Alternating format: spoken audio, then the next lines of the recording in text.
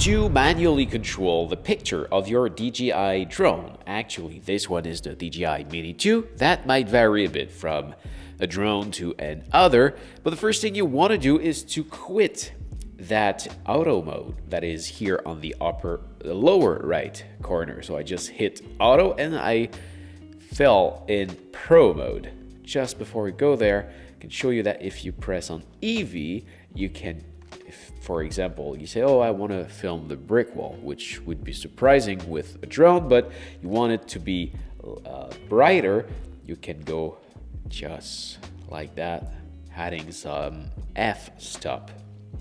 But that's not something I like to use, just because when you are on auto and you start moving and the lighting change a bit, it auto adjusts, and when it do that inside your shot, that ruin your shot. So I always stay in pro mode. So just from here, you are able, by clicking on the settings, able to change the settings. So the first one here is to choose your, if I can get it, yeah, is to change your resolution and your frame rate. The second one is your shutter speed. I try to keep that one as low as possible, so at 130, 140, can go up to 160, but I try to not go over that. Otherwise, you kind of see your frame when you're on a monitor. So, well, if you have to go at a higher frame rate, well, do it. But if you can remain at the lower one, well, do it. You can order, I never use that, but you can order handy filter to put it in front of your lens. That will help. Just make sure you don't go over, well, for that case, over the 249 grams. So you can, like I said, change it here. You hit it, you move it, and that's it. Then you've got the ISO. Try to keep that one as low as possible. If you need to go higher, do it. That just had a bit of noise in your image.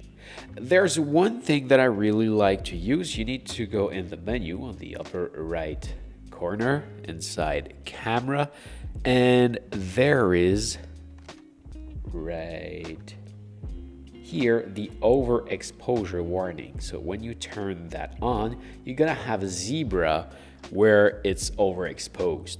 If you're inside, that might be easy to spot, but when you're outside and it's very bright in your screen, that really helps you to see what is overexposed.